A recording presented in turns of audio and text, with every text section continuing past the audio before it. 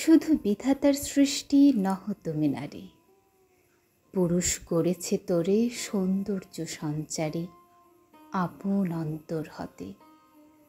বসে কবিগণ সোনার উপমা সূত্রে বুনিছে বসন, সপিয়া তোমার পরে নূতন মহিমা, অমর করেছে শিল্পী তোমার প্রতিমা।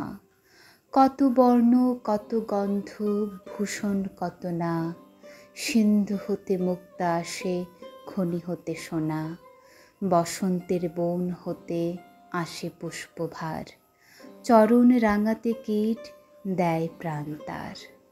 লজ্জা দিয়ে সজ্জা দিয়ে দিয়ে আবরণ, তোমারে দুর্লভ করি করেছে গোপন।